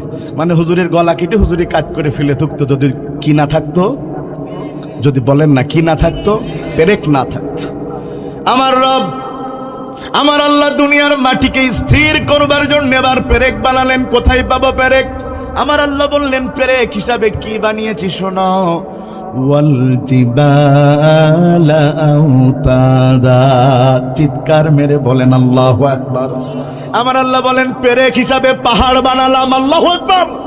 আল্লাহ পাহাড় বানালেন। পাহাড় এত শক্তিশালী, এত বিশাল বিশাল পাহাড়। পাহাড় আছে বলে আর জমিন নাচানাচি করে না। ভূমিকম্প হলেও পরে দুনিয়াটা দেবে যায় না। তার মানে বোঝা যায় এই দুনিয়াকে স্থির করে রাখবার জন্য পাহাড় বড় শক্তিশালী। কথা ঠিক না বে ঠিক? যেই পাহাড়ের এত দাম, যেই পাহাড় এত শক্তিশালী, সেই পাহাড়কে আল্লাহ বললেন লাওয়ানজালনা হাযাল কুরআন আলা জাবালিল লারাআইতাহু খাশিআম মুতাসাদ্দিআম মিন খাশিয়াতিল্লাহ।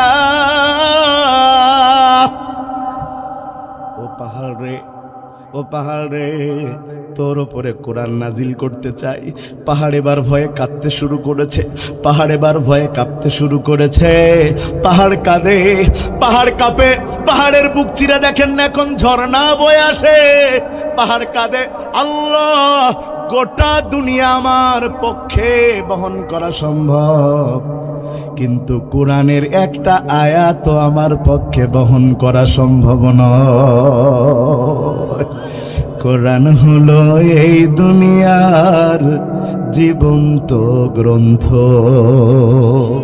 তুমি যত রকম প্রশ্ন করো, তুমি যত রকম প্রশ্ন করো, প্রশ্ন করলে উত্তর পাবে এমন প্রাণবন্ত কোরআন হলো এই দুনিয়ার জীবন্ত গ্রন্থ।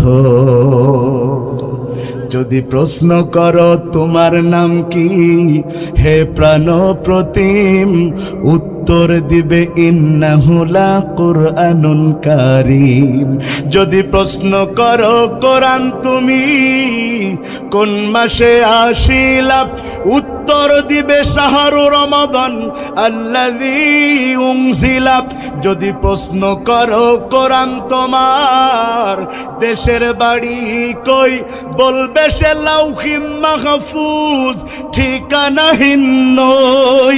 বলো পৃথিবীতে আছে এমন কোন গ্রন্থ, বলো পৃথিবীতে আছে এমন কোন গ্রন্থ, এমন প্রাণবন্ত কোরআন হলো এই দুনিয়ার জীবন্ত গ্রন্থ। কোরআনের চাইতে শ্রেষ্ঠ কোন কিতাব আল্লাহর জমিনে আর হতে পারে না। জোরে কন্যা সুবহানাল্লাহ, সুবহানাল্লাহ। কোরআনের কাছে যা প্রশ্ন করবেন কোরআন কি উত্তর দিতে জানে? কোরআন মানবতার সমাধানে এমন কোন বিষয় নাই যে আল্লাহ কোরআনে দেয় নাই। কিন্তু দুর্ভাগ্যজনক হলেও সত্য, এদেশে ৭২-এর সংবিধান নামে ধর্মনিরপেক্ষতা মতবাদ কায়েম হয়েছে। এই দেশে সংবিধানকে কাটাছেঁড়া করে কত কিছু বানানো হয়েছে, কিন্তু কোরআনকে যদি সংবিধান বানানো হতো কিয়ামতের আগে কেউ কোরআনের গায়ে হাত দিয়ে কাটাছেঁড়া করতে পারত না। কিন্তু এদেশে সবকিছু সংবিধান হয়, কোরআনকে সংবিধান বানানো হয় না। কেন জানেন? কারণ আমাদের দেশে অধিকাংশ যারা দেশ চালায় চোর বেশি। চোরেরা চায় না কোরআন দিয়ে সমাজ চলুক, তাইলে সবার হাত কাটা যাবে। ভাই রাগ করতেছেন নাকি আপনারা? তাইলে আল্লাহ রাসূলকে আল্লাহ কাউসার দিয়েছেন, ইন্না আ'তাইনাকাল কাউসার। ও নবী ওরা আপনাকে গালি দিয়েছে আর আমি তার প্রতিবাদে আপনাকে কাউসার দিয়েছি। জোরে কন্যা সুবহানাল্লাহ। ওদের গালি যদি হয় 1 ইঞ্চি, আল্লাহর পুরস্কার হলো আকাশ সমান। গালি দিয়ে কি করবা? তুমি একবার বলবা রাজাকার, আর গোটা পৃথিবীর মানুষ বলবে এরা ভালো মানুষ। কথা কি বোঝাতে পারছি? অবশ্য আমাদের দেশে একটা সিস্টেম ফলো করা হয়, এটা হলো গোয়েবলসীয় কায়দা। গোয়েবলসীয় কায়দার সিস্টেম হলো তোমরা একটা মিথ্যাকে 10 বার বলবা, তখন এক পর্যায়ে মানুষ বলবে এ কাজ না করলে কি মানুষ বলছে? বুঝেন নাই বোধহয়, যে কিছু না ঘটলে, কিছু না রটলে, কিছু না ঘটলে কি কিছু রটে? এটা হলো একটা সিস্টেম। আমাদের দেশে কিছু সিস্টেম ফলো করা হয়েছে। যেমন, কথা শুনেন আমার, যেমন আপনি টেলিভিশন যদি দেখেন, দেখতে বলছি না, আবার যেন আপনারা সেই আমির হামজা ভাইয়ের কায়দায় আমারে ফেলেন না, যে আমির হামজা ভাই বলেছে কি রাশ্মিকা মান্দানা, সে অনেক সুন্দর, আপনারা দেখবেন। উনি অন্য প্রেক্ষিতে বলেছে, এক সারা দেশ তো উতাল হয়েছে। আবার যেন কাল বললেন না যে হুজুর টিভি দেখতে বলেছে। তো টেলিভিশনে যত সিনেমা হয়েছে মুক্তিযুদ্ধের উপরে, সব সিনেমায় আপনি একটা জিনিস ফলো করবেন, যাদেরকে রাজাকারের চরিত্র দেওয়া হয়েছে প্রত্যেকের মাথায় টুপি আর মুখে দাড়ি লাগানো হয়েছে। কথা বলছেন না কেন? সে ভিলেন হোক রাজীব অথবা ডিপজল, কিন্তু রাজাকারের চরিত্রে মুখে কি দেয়া হয়েছে, মাথায় কি দেয়া হয়েছে? তার মানে একটা বিশ্বাস জনগণের মধ্যে ঢুকানো হয়েছে যে দাড়িওয়ালা টুপিওয়ালা মানেই রাজাকার। আমি মাঝে মধ্যে অজের মধ্যে বলি, এটা হলো সেই গল্পের মতো, কুমিরের গল্প। তো গল্পটা কি কব বলবো? টিচার ক্লাসে গিয়েছে, ক্লাসে যে ছাত্রদেরকে বলছে তোমরা কেমন লেখাপড়া করেছে একটু পরীক্ষা করতে চায়, তোমরা একটু রচনা লিখে নিয়ে আসো কুমিরের উপরে। সব ছাত্র রচনা লিখেছে একরকম সুন্দর করে। এর মধ্যে একটা ছাত্র খুব বেশি বুদ্ধিমান, মিস্টার বল্টু, ও রচনা লিখে এনেছে স্যার কুমির একটা জলচর প্রাণী, এর নাক আছে, চোখ আছে, 5-6 লাইন লিখে এবার লিখেছে আর এর বিশাল বড় এক লেজ আছে স্যার, সেই লেজে খাস কাটা 13 পৃষ্ঠা খাস কাটা লিখেছে। কয় পৃষ্ঠা? স্যার সব দেখার পরে বলতেছে, এই বল্টু এদিকে আয়, তুই কেমন ছাত্র রে বাবা, তুই 13 পৃষ্ঠা খাস কাটা লিখলি কেন? বলছে স্যার কুমিরের উপরে রচনা চেয়েছেন, আমি সেই রচনা কুমিরের পরে লিখে দিয়েছি, কুমিরের যতগুলো খাস কাটা ততগুলো আমি লিখেছি, এবার আপনি গুনিয়ে দেখেন কুমিরের সাথে মিলিয়ে ঠিক আছে কিনা। কথা শুনতেছেন আপনারা? যে কুমির একটা আনেন, এনে গুনিয়ে দেখেন আমার লেখা খাস কাটা আর ওর লেজের খাস কাটা সমান কিনা। স্যার বলতেছে কোন জাতের ছাত্র, আমার এখন তোর কথা প্রমাণের জন্য কুমির ডাকা লাগবে? তাহলে তো খানজাহান আলীর মাজারে যাওয়া ছাড়া লাইন নেই। আর সেখান নাকি আবার কোন কুমিরের কুত্তা খাওয়াইছে, তাই নিয়ে চলতেছে ঘটনা। এবার স্যার বলল, তুই কত বড় ছাত্র, দাঁড়া আমি দেখব। তুই আগামীকাল তোমরা সবাই আর একটা বিষয়ের উপর রচনা লিখে নিয়ে আসবা, সেই রচনা হচ্ছে বিল্ডিংয়ের উপরে। আর স্যার বলতেছে বিল্ডিংয়ের উপর রচনা লিখতে যেয়ে কোথায় খাস কাটা পায়, আমি খালি তাই দেখব। পরের দিন সবাই বিল্ডিং এর উপর রচনা লিখে এনেছে, আর বল্টু এনেছে এক্সেপশনাল। সে লিখেছে, স্যার আমার এলাকার এক লোক হঠাৎ করে আঙ্গুল ফুলে কলা গাছ হলো, কোটিপতি হয়ে গেল। তার মনে হলো সে একটু তার অবকাশ সময় যাপনের জন্য নদীর পাশে ঘর বানাবে। সে তখন কুয়াকাটায় জমি কিনলো, সমুদ্র সৈকতের পাশে সে এবার ঘর বানালো। কিন্তু স্যার সে ঘর বানালো 5 তলা। এই বিল্ডিং এর একটু ছোট্ট বর্ণনা দিয়ে লিখলো, স্যার একদিন হঠাৎ করে আবহাওয়া বার্তা থেকে বলা হলো যে বিশাল জলোচ্ছ্বাস হতে পারে, সতর্ক সংকেত দেখানো হলো। সত্যই স্যার সেই দিন জলোচ্ছ্বাস হলো, সমুদ্রের পানি উতলে উঠে শহরের মধ্যে প্রবেশ করতে লাগলো। আর স্যার সেই পানি শুধু শহরে প্রবেশ করলো না, আমার এলাকার ওই লোকের বিল্ডিং এও প্রবেশ করলো। আর স্যার বিল্ডিং এ খালি স্যার পানি প্রবেশ করলো না, পানির সাথে বিশাল এক কুমির প্রবেশ করলো। আর স্যার কুমির তো আপনি চেনেনই, এর নাক আছে, চোখ আছে, স্যার এক বিশাল এক লেজ আছে স্যার, খাস কাটা আবার 13 পৃষ্ঠা খাস কাটা লিখেছে। স্যার বলতেস, তুই হয় নিজে মরিয়ে যা, নাই আমার বিষ খাইয়ে মেরে ফেল, তুই খাস কাটা কই পাস? বলছে যে স্যার যা সত্য তাই লিখেছি, স্যারের কিছু বলার নাই। স্যার বলছে তুই আগামীকাল আর একটা রচনা তোরা লিখবি, দেখি তোরা কিভাবে সেখানে খাস কাটা পাস। কিসের উপরে স্যার? বলছি ইতিহাসের উপরে। কার ইতিহাস? বলছে নবাব সিরাজউদ্দৌলা। আগের রাত স্যার সারা রাত পড়িয়ে দেখেছে যে নবাব সিরাজউদ্দৌলার জীবনীতে কোনো কুমিরের ঘটনা আছে কি, পড়ে দেখেছে এমন কোনো ঘটনা নাই। স্যার বলতেছে উস্তাদের মাস শেষ রাত্রিতে যা রচনা লিখে আন। ও রচনা লিখে এনেছে, স্যার নবাব সিরাজউদ্দৌলা বাংলার শেষ স্বাধীন নবাব ছিলেন। মাত্র 17 বছর বয়সে নানা আলীবর্দী খানের হাত থেকে বাংলা, বিহার, উড়িষ্যার বিশাল সাম্রাজ্যের নবাব তিনি হন। তিনি তার রাজনৈতিক জীবন খুব সুন্দর করে চালাচ্ছিলেন, কিন্তু তিনি তার রাজনৈতিক এবং শাসনকালে একটা বড় ভুল করেন। সেই ভুল হলো তিনি ভুল মানুষকে বিশ্বাস করে দায়িত্ব দেন। তার নাম হলো মির্জাফর। আর স্যার আপনি তো জানেন রাজনীতির ভাষায় ভুল মানুষকে দায়িত্ব দেওয়া আর খাল কেটে কুমির আনা একই কথা। বুঝতেছেন কথা আপনারা? ভুল মানুষকে বিশ্বাস করে দায়িত্ব দেয়া আর খাল কেটে কুমির আনা একই বিষয়। ও স্যার, আর কুমির তো আপনি চেনেন, এর নাক আছে, এর চোখ আছে স্যার, এর আর বিশাল এক লেজ আছে স্যার, খাস কাটা খাস কাটা খাস কাটা। স্যার ওই যে অজ্ঞান নিয়েছে পানি দিয়েও আর জ্ঞান ফেরাইন যাচ্ছে না। আমি হাসির জন্য এই কথা বলি নাই, এটা বিশ্বনবীর সময় থেকে শুরু করে আজ পর্যন্ত সারা পৃথিবীতে ইসলামওয়ালা, টুপিওয়ালা, দাড়িওয়ালাদেরকে ফাঁসানোর জন্য সব জায়গায় দেখবেন খাস কাটার গল্প ফাঁদা হয়েছে। এটা করেছে কারা? হুজুরেরা। ওটা করেছে কারা? আলেমেরা। এটা করেছে কারা? ইসলামিক দলের লোকেরা। কিন্তু ইতিহাস বলে কোন সন্ত্রাসবাদের সাথে, জঙ্গিবাদের সাথে আগেও আলেমদের সম্পর্ক ছিল না, এখনো আলেমদের কোনো সম্পর্ক নাই। কথা বলেন ঠিক না ঠিক? কিন্তু তারা সেই ষড়যন্ত্র সারা পৃথিবী জুড়ে করেছে। আর আল্লাহ বলছেন, বান্দা আমার জন্য কষ্ট করেছে 1 ইঞ্চি, আর আমি তোমার জন্য আসমানের মতো পৃথিবীকে একেবারে ঢালাও করে দিয়েছি। সুবহানাল্লাহ। আপনি কতটুকু জায়গা আমাদের জন্য আটকে রাখবেন? আপনি আটকে রেখে আপনি হয়তো বাংলাদেশের প্রধান হতে পারবেন, শঙ্করপুরের প্রধান হতে পারবেন, কিন্তু জেনে রাখা দরকার গোটা পৃথিবীর রাজত্ব আমার আল্লাহ। ঠিক না ভাইয়েরা আমার? কথা শর্ট করতে থাকি।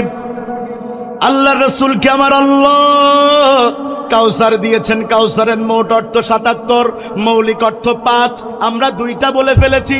3 নম্বরে আমার আল্লাহ রাসূলকে কাউসার মানে হাসরের দিন সবচাইতে দামি জায়গার মালিক বানায়া দিবেন। আমরা আজানের দোয়া পড়ি না? পড়ি। আল্লাহুম্মা গফিরলি হাইয়িনা, হ্যাঁ, কুলিন্না সলাতি। তা কি বলেন? তা মাশাআল্লাহ বলেন, একটু শুনি। আল্লাহুম্মা রব্বা হাযিহি দাওয়াতি তাম, একটু বলেন অসলাতিল, তারপরে والفضيلة والدرجة الرفيعة وبعثه مقاما محمودا। কোনদিন অর্থের কথা চিন্তা করেছেন নাকি আপনারা? রাসূলের জন্য আল্লাহ মাকামে মাহমুদ দান করবেন। পুরো জান্নাতের মধ্যে হাসরের দিন সবচাইতে দামি জায়গা, এমন দামি জায়গা অন্য কোন মানুষের জন্য আমার আল্লাহ সেই দিন আর দিবেন না। জোরে কন্যা সুবহানাল্লাহ। আল্লাহ মাকামে মাহমুদ দান করবেন। 4 নম্বরে আমার আল্লাহ কাউসার বলতে যেটা বুঝিয়েছেন, 4 নম্বরে আমার আল্লাহ কি করবেন জানেন? আমার আল্লাহ সুবহানাহু ওয়া তাআলা 4 নম্বরে যেটা করবেন সেটা বড় মজার। আমার আল্লাহ সুবহানাহু ওয়া তাআলা এই কথা খুব সুন্দর করে বর্ণনা করেছেন হাদিসের মধ্যে রাসূলের মাধ্যমে। আল্লাহ রাসূল সাল্লাল্লাহু আলাইহি সাল্লাম একদিন ছাগলের মাংস খাচ্ছিলেন। বলেন কিসের গোশত? আল্লাহ রাসূল ছাগলের গোশত পছন্দ করতেন, তবে কোন জায়গার? সামনের রানের মাংস। বলেন কোথার? আতিয়া রাসূলুল্লাহ সাল্লাল্লাহু আলাইহি সাল্লাম বিলাহমিন ফারুফিয়া ইলাইহি যারা ওয়া কানা ইয়াজিহু ফানাহাসা মিনহা নাহাসাতান সুম্মা ক্বাল আনা সাইয়্যিদুন নাসি ইয়াউমাল কিয়ামাহ। জোরে বলেন আল্লাহু আকবার। বুখারীর বর্ণনা, একবার রাসূলের সামনে কিছু গোশত আনা হলো। এটা ছিল তার সামনের অংশ, হাতের অংশ মানে সামনের অংশ। যখন তার সামনে এটা পেশ করা হলো তখন তিনি এটা থেকে একটু অংশ গ্রহণ করলেন, আর গ্রহণ করতে করতে বললেন, শুনে রাখো, কিয়ামতের দিন আমি নবী সমগ্র জাতির নেতা হিসাবে দাঁড়াবো। গোস্ত খাইতে খাইতে কি বললেন? আমি কিয়ামতের দিন সমগ্র জাতির নেতা হিসাবে দাঁড়াবো। এরপরে নবী আবার বর্ণনা করছেন, فيقتون الأدم فيقولون أنت أبو الناس اشفع لنا إلى ربك। যখন ওই কিয়ামতের দিন সূর্য মাথার উপরে চলে আসবে, এক হাত বলেন আর এক বিঘাত বলেন, জমিন তামার মতো হয়ে যাবে, মানুষ দাঁড়িয়ে থাকতে পারবে না। মানুষেরা চিন্তা করবে, আল্লাহ আমাদের এখন কি হবে? সবার মুখ দিয়ে একটা শব্দ বের হবে, ইয়া নফসি ইয়া নফসি। মানুষেরা কোনো দিশা না পেয়ে তারা এক জায়গায় হবে। মানুষেরা বলবে, চলো এমন কারোর কাছে যাই যে কিনা আল্লাহকে বলতে পারবে আমাদের হিসাব শুরু করার জন্যে।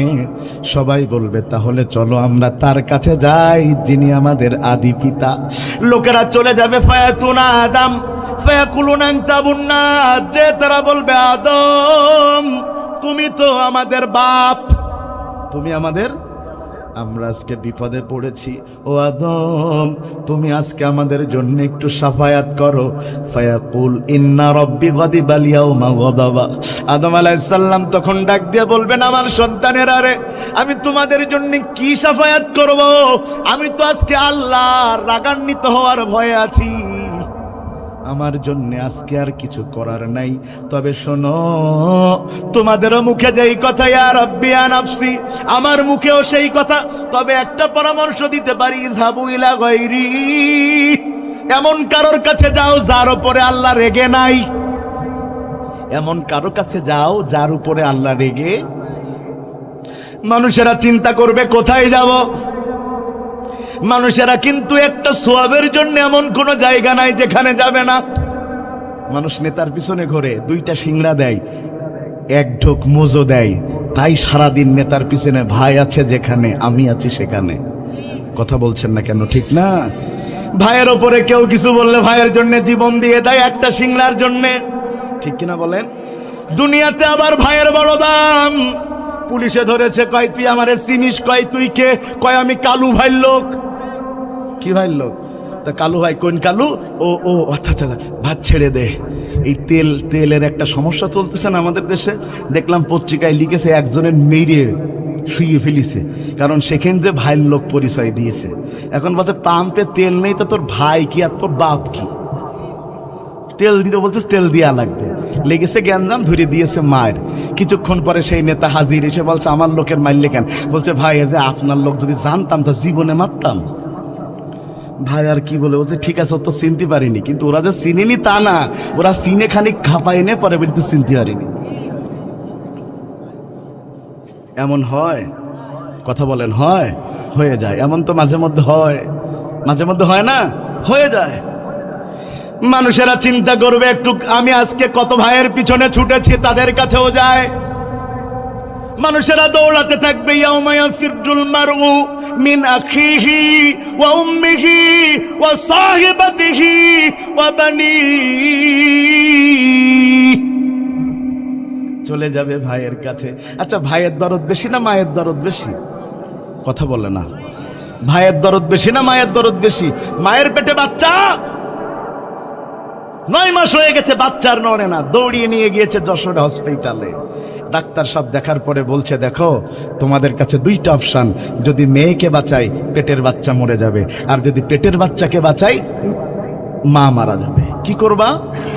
তখন ওই মেয়েটার স্বামী, বাপ মা সবাই বলে দিয়েছে, মেয়ে বেঁচে থাক, পেটের বাচ্চা মারা যায় যাক, কারণ গাছ থাকলে আবার ফল। কিন্তু মেয়েটা টিপ টিপ করে তাকায়, দুর্বল শরীর, ডাক দিয়ে বলে, ডাক্তার আমার মায়ের কথা শুনবেন না, আমার বাবার কথা শুনবেন না, আমার স্বামীর কথা শুনবেন না। আমি তো দুনিয়ার মুখ দেখেছি, আমার পেটের সন্তান তো দেখে নাই। ও ডাক্তার, আমি মরতে রাজি, আমার পেটের সন্তানকে মারতে রাজি না। দুনিয়াতে মায়ের এমন হয়, পেটের সন্তান কে বাঁচানোর জন্য নিজে মারা যায়। যেই মায়ের এত দাম বেশি, আল্লাহ আয়াতে মায়ের কথা আগে না বলে আগে ভাইয়ের কথা বললেন। তার মানে মুফাসসিরিনে কেরাম বলেন, কিয়ামতের সময় এমন একটা দিন আসবে, মানুষ মা বাবার চাইতে তার রাজনৈতিক ভাইয়ের কথার দাম দিবে বেশি। মায়ের কথার দাম নাই, বাবার কথার দাম নাই, বড় ভাইয়ের কথার দাম। বাপের সাথে একদিন ছবি তোলে না, কিন্তু বড় ভাইয়ের সাথে একদিন ওই যে রাজনৈতিক ভাইয়ের সাথে ছবি তুলে ফেসবুকে স্ট্যাটাস দেয়, আমার অভিভাবক। ওর বাপ খাইয়ে ফুটে মানুষ করলো, 30 বছর অভিভাবক হইতে পারলো না, আর ওর রাজনৈতিক বড় ভাই দুটো সিংড়া আর একটা মজো দিয়ে অভিভাবক হয়ে গেছে। এই জাতির কল্যাণ আসতে পারে কিভাবে? ভাইয়ের আমার, ইয়ামায়া ফিরদুল মারআব মিন আখিহি ওয়া উম্মিহি ওয়া আবিহি ওয়া সাহিবাতিহি ওয়া বানিহি। মায়ের কাছে যাবে, মা বলবে আমার তো কোনো সন্তানই নাই, আমি তো বিয়ে করি নাই, আমি তো বিয়ে করি নাই। বাবা বলবে তোমাকে তো কখনো দেখি নাই, অথচ ওই বাবা এই সন্তান ছাড়া রাতের বেলা ঘুমাতে পারতো না।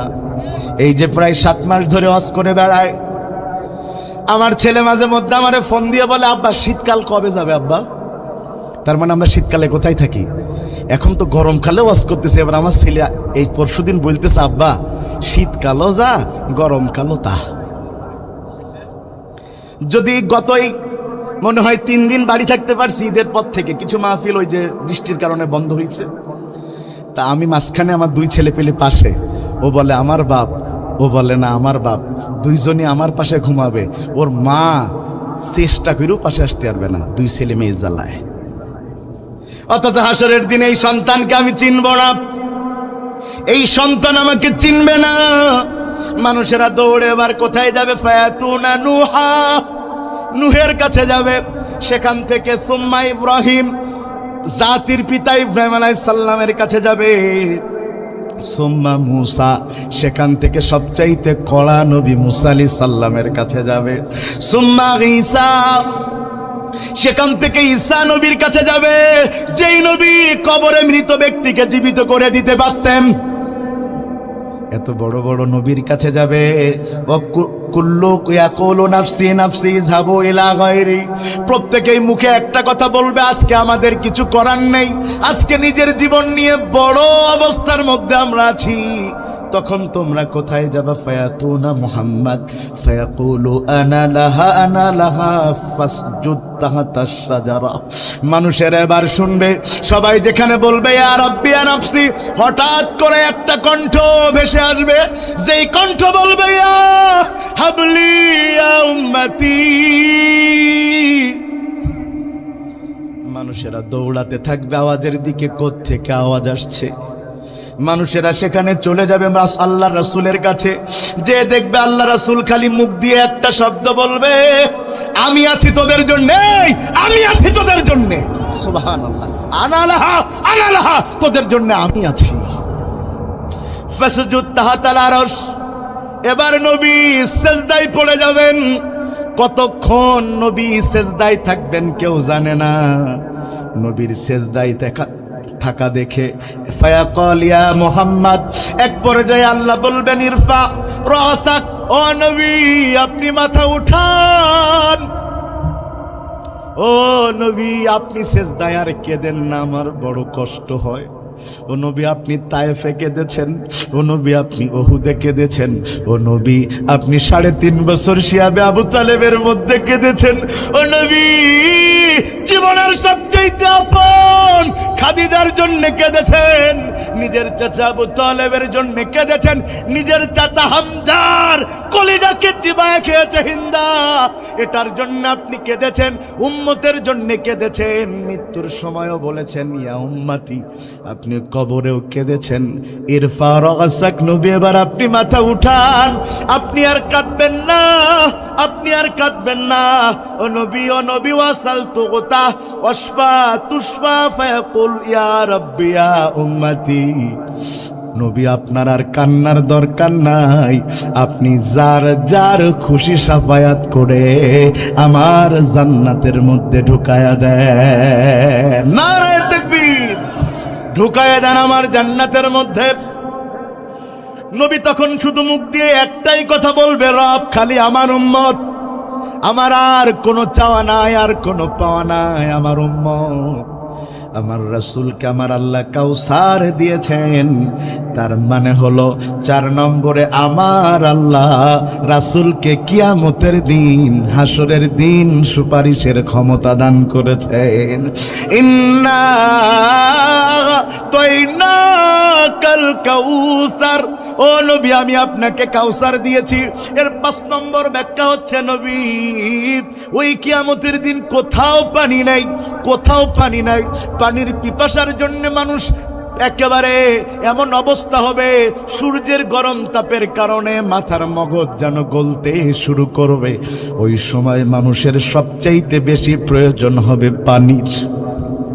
মানুষেরা পানি পানি বলে ছুটতে থাকবে, ছুটতে ছুটতে মানুষেরা পানি না পেয়ে দৌড়াতে দৌড়াতে দেখবে মানুষের জটলা বেঁধেছে, সেখানে মানুষ চলে যাবে। মানুষ অবাক হয়ে দেখবে ওই হাউজে কাউসারের পাশে আমার নবী দাঁড়ায় আছে, আর নবীর সাহাবা আবু বকর, ওমর, উসমান, আলী নিজ হাতে স্বেচ্ছাসেবকের দায়িত্ব পালন করে উম্মতি মুহাম্মাদির হাতে কাউসারের পানি তুলে দিচ্ছে। সুবহানাল্লাহ, সুবহানাল্লাহ। বাংলাদেশের একজন তরুণ কবি, নাম তার সাজিদ ইসলাম, তার কাছে তার বন্ধুরা জিজ্ঞাসা করলো, সাজিদ যদি তোমারে আল্লাহ জান্নাত দেয়, জান্নাতে যে আল্লাহর কাছে কি চাইবা? সাজিদ মিসকি মিসকি হাসে আর উত্তর দেয়, সাজিদ মিসকি মিসকি হাসে আর উত্তর দেয়, ও বন্ধুরা রে শোন, যদি আল্লাহ আমারে জান্নাত দেয়, আমি জান্নাতে আল্লাহর কাছে যেটা চাইবো সেটা হলো একটা চায়ের দোকান। কিয়ের দোকান? ঘুম লাগছে ছোট ভাই? কিসের দোকান চাইবে? ওর বন্ধুরা বলবে, সাজিদ রে তোর রুচি এত নিচে কেন রে? জান্নাতে পাখি উড়ে যাবে বললে পরে ভোনা হয়ে সামনে আসবে, আর তুই কিনা জান্নাতে চায়ের দোকান চাইবি? সাজিদ হাসছে আর বলছে, এখানেই তো মজা। আমি এই জন্যে জান্নাতে চায়ের দোকান চাইবো, কারণ তোমরাও জানো আমিও জানি যে চায়ের দোকানের মতো ছোট জিনিস কেউ চাবে না আমি ছাড়া। তাইলে জান্নাতে একটাই চায়ের দোকান, সেটা আমার। এটা কিন্তু কোনো হাদিস নয়, একজনের অনুভূতি শেয়ার করছি। তা বন্ধুরা বলল, জান্নাতে চায়ের দোকান চাওয়ার মধ্যে কি বরকত? বলছে, যেহেতু আর কোনো চায়ের দোকান থাকবে না, আমারই থাকবে, সেটা আমি চালাবো। তো রাসূল যখন ফজরের সালাত পড়ে সুবে সাদিকের সময় ওই যে দুর্বাঘাস, দুবলো ঘাস যেটা আমরা বলি, এটা শিশির ভেজার উপরে হাঁটতে হাঁটতে আসবে, এসে দেখবে আমি সাজিদের চায়ের দোকানটা জ্বলছে, তখন তিনি বলবেন, চলো আমার প্রিয় সাহাবীরা সাজিদের দোকান থেকে চা খেয়ে আসি। অনুভূতি শুনেন। রাসূল আসবেন, সাহাবায়ে কেরামদেরকে নিয়ে বসবেন, যেই রাসূলকে আমি জীবনে দেখি নাই, যে আবু বকর, ওমর, উসমান, আলীর গল্প আমি শুনেছি, কিন্তু জীবনে কখনো আমি তাদের দেখি নাই। সুবহানাল্লাহ। দাও খোদা দাও আমায় আবার ওমর দারাজ দিল, দাওয়ালের মতো বীর সেনানি, আলীর মতো বীর সেনানি, জাগাতে নিখিল, দাও খোদা দাও আমায় আবার ওমর দারাজ দিল, হামজাকে দাও ঘরে ঘরে জীবন দিতে অকাতরে, আবার কাবা ভাঙতে এলে পাঠাওয়াবা বিল, দাও খোদা দাও আমায় আবার ওমর দারাজ দিল। আল্লাহু আকবার। সেই আবু বকর, ওমর, উসমান, আলী বসা। কবি সাজিদ বলবেন, রাসূল এবার আমাকে বলবেন যে তুমি একটু চা বানাও। আমি চা বানাতে থাকবো, রাসূল তার সাহাবীদের নিয়ে গল্প করবেন। এর চাইতে সুন্দর মুহূর্ত জান্নাতে আমি আর চাই না। রাসূলের কথা শুনবে, চাইতে ভালো দৃশ্য আমার আর প্রয়োজন নাই। কথা শুনছেন আপনারা ভাইয়েরা আমার? ইন্না আতাইনাকাল কাউসার, আল্লাহ রাসূলকে কাউসার দান করবেন। তাইলে কাউসারের মোট অর্থ কয়টা? না না, মোট অর্থ কয়টা বলেছি? ৭৭টা। কয়টা? আর মৌলিক অর্থ কয়টা বলেছি? 5টা। ৭৭টা বলতে গেলে তো ভাই মোটামুটি রাত আরো ৭৭টা লাগবে। আমরা 5টা ছোট ছোট করে বলেছি। কাউসারের মৌলিক অর্থ কয়টা? 5টা। 1 নাম্বার কি বলেছি? নিগমাতুন কাসিরা, সবচেয়ে বেশি নিয়ামত রাসূলকে দিয়েছেন। এর আবার 2টা ব্যাখ্যা, অল্প আমলে বেশি সওয়াব, আর সবচেয়ে বেশি উম্মত নিয়ে রাসূল কোথায় প্রবেশ করবেন? জান্নাতে। 2 নাম্বার বলেছি আল্লাহ তাআলা রাসূলকে সবচেয়ে দামি কিতাব কোরআন দিয়েছে। সুবহানাল্লাহ। কোরআন কিন্তু ভাই খুব কঠিন জিনিস। কোরআন যদি কারোর পক্ষে সুপারিশ না করে, সে জীবনেও জান্নাতে যেতে পারবে না। ইন্না হাযাল কোরআন হুজ্জাতুল লাকা ওয়া আলাইক। এই কোরআন কারোর পক্ষের দলিল, কারোর বিপক্ষের দলিল। কোরআন যার পক্ষের দলিল হবে, কোরআন তাকে নিয়ে আল্লাহর জান্নাতে প্রবেশ করবে। 3 নম্বরে বলেছি আল্লাহ রাসূলকে মাকামে মাহমুদ দান করবেন। সবচেয়ে প্রশংসিত স্থানে থাকবেন আমাদের নবী মুহাম্মদুর রাসূলুল্লাহ। এরপরে 4 নম্বরে বলেছি রাসূলকে আল্লাহ সুপারিশ করার ক্ষমতা দান করবেন, যেটা অন্য নবীকে আল্লাহ ওই সময় দিবেন। রাসূল সুপারিশ করে তার উম্মতদেরকে নিয়ে জান্নাতে চলে যাবেন। 5 নম্বরে পানির জন্য যখন মানুষ ছোটাছুটি করবে, তখন আল্লাহ আপনার আমার নবীকে হাউজে কাউসারের পানি দিয়ে উম্মতদেরকে পানি পান করানোর সুযোগ দান করাবে। এটা এমন একটা পানি, যেই পানি যদি একবার কারোর শরীরে প্রবেশ করে, কখনো তাদের আর পিপাসা লাগবে না। ওয়াজ কি মনে থাকবে? ওয়াজ কি মনে থাকবে? আমরা একটা আয়াতের তাফসীর করেছি মাত্র, ইন্না আতাইনাকাল কাউসার। এরপরে ফাসাল্লি লিরাব্বিকা ওয়ানহার ইন্না শানিয়াকা হুয়াল আবতার। এটার ব্যাখ্যা আবার দুটো করতে গেলে মিনিমাম 1 ঘন্টা দরকার। আমরা সেটাতে আজকে না যাই, রাত গভীর হয়েছে, 12টা 51 বেজে গেছে। আমি আপনাদের ধন্যবাদ জানাচ্ছি যে আপনারা এত রাত পর্যন্ত কোরআন শুনেছেন, আলহামদুলিল্লাহ। আজকের এই সুন্দর আয়োজন কুমরি পূর্বপাড়া জামে মসজিদ কমিটির উদ্যোগে। আল্লাহ তাআলা এই মসজিদ কমিটিকে কবুল করুন। সভাপতি থেকে শুরু করে যারাই দায়িত্ব পালন করছেন, প্রত্যেককে আল্লাহ হায়াত বাড়ায় দিন। এই মসজিদের ইমাম মুয়াজ্জিন সহ যারাই দায়িত্বে আছেন, আল্লাহ তাদেরকে কবুল করুন। যারা দান করলেন তাদেরকে আল্লাহ কবুল করুন। যারা সহযোগিতা করলেন, আসুন সবাই মিলে এখন আমরা একসাথে দোয়ার দিকে যাব। এত সময় বসে থাকতে পারলাম, একটু দোয়া করে যেতে পারবো না ইনশাআল্লাহ? সবাই একটু বসে যে আমরা দোয়া করব, একটু ইস্তেগফার করে আস্তাগফিরুল্লাহ। কোনো কথা কি আছে কমিটির? প্রবাসীদের জন্য দোয়া করতে বহুত টাকা দিচ্ছে। আচ্ছা, সেটা করে দেব ইনশাআল্লাহ। না, আপনাদের মন অনেক উদার। আমি আসার পরেও কালেকশন যেই পরিমাণ দেখলাম, তাতে বুঝলাম যে না, আলহামদুলিল্লাহ, আপনাদের প্রতিষ্ঠানের প্রতি অনেক ভালোবাসা রয়েছে। এত বড় দান আপনারা করেছেন, এই দানকে আল্লাহ নাজাতের ওসিলা হিসাবে কবুল করুন। আসুন আমরা সবাই একবার দুরূদ পড়ছি। আল্লাহুম্মা, আবার টাকা চাইলে তো দোয়া করার জন্য কেউ থাকবে না ভাই। আল্লাহুম্মা সাল্লি ওয়া সাল্লিম আলা নাবিয়িনা মুহাম্মাদিন সাল্লাল্লাহু আলাইহি ওয়াসাল্লাম। আসুন আমরা একবার শাহাদা বাক্য পাঠ করছি, যাতে আল্লাহ আমাদের যদি এখন মরণ হয় জান্নাতে চলে যাবে ইনশাআল্লাহ। পড়ছি আশহাদু আল্লা ইলাহা ইল্লাল্লাহু ওয়াহদাহু লা শারীকা লাহু ওয়া আশহাদু আন্না মুহাম্মাদান আবদুহু ওয়া রাসূলুহু। জি, আমরা দোয়া শুরু করলাম ইনশাআল্লাহ।